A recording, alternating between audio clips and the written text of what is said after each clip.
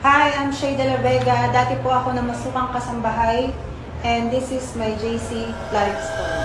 Before, okay naman yung buhay ko, pero dumating sa point na na-zero talaga ako. Wala akong choice kaya na masukan akong kasambahay para magkaroon ako ng source of income. And yung kinikita ko as kasambahay, 5,000 pesos a month. Hindi ko alam kung paano ko siya pagkakasyahin. That time, feeling ko ang laki ng kakulangan sa akin. Kasi bilang kasambahay, umiikot lang yung buhay ko sa pag-aalaga ng bata, sa paglilinis ng bahay. Parang nalilimitahan ako na yun lang yung pwede kong gawin. Hindi ko alam paano ko pagkakasyahin yung 5,000 sa isang buwan. Kasi that time, mag-i-start na mag-aaral yung kapatid ko kasi ilang years na siyang nakastop. Kaya sobrang struggle talaga ako that time. Nung may pinasok ako na isang business na hindi nag-work, masyado ako nagpaka-sitting pretty na akala ko lahat ng bagay is permanente. Pero sa isang iglap, nawala sa akin lahat. And yung pinagsisisihan ko is hindi ako natutong mag-manage ng finances. Nakilala ko yung JC sa kaibigan ko. Introduce niya sa akin yung JC. Nakita ko rin yung binago ng buhay niya. Kaya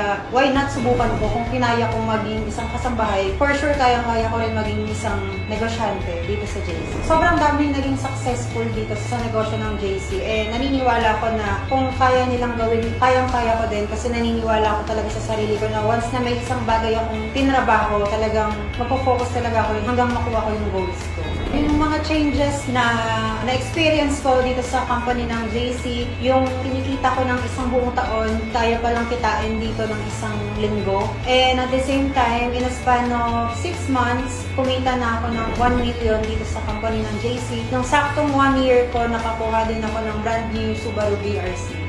Kaya sobrang thankful at grateful ako sa company ng JC kasi yung mga naiisip ko na imposible, posible pala talaga mangyari dito sa negosyo ng JC. Before kasi mga luxury bags ko, nabenta ko na kasi nung na-zero nga ako. Pero nakakatuwa, nakabili ako ulit ng Louis Vuitton bag. Dati, hirap na hirap ako mag-travel, papunta dito sa office ng JC kasi lagi ako nagkaangkas. Pero right now, nagkaroon ako ng sarili kong sasakyan kaya mas napadali yung buhay ko at pag nanegosyo dito sa JC.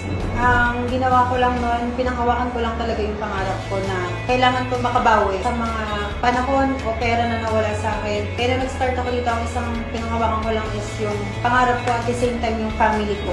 Unang-una, nagpapasalamat ako kay Lord kasi pinag-pray ko lang talaga na mabigyan niya ako ng isang opportunity na makakapagpabago sa buhay ko. And at the same time, ginamit niya yung mga owners ng company na to. Thank you so much kay Boss Joe, Boss Carl, sa napakagandang opportunity na isang dating kasambahay nagkaroon ng opportunity na mabago yung buhay. At the same time, sa aking mga grand mentor, sa walang sawang pag-guide at pag-push sa akin na abutin pa yung mga pangarap ko at mag-move forward sa mga goals na dapat kong makuha pa dito sa company ng JC.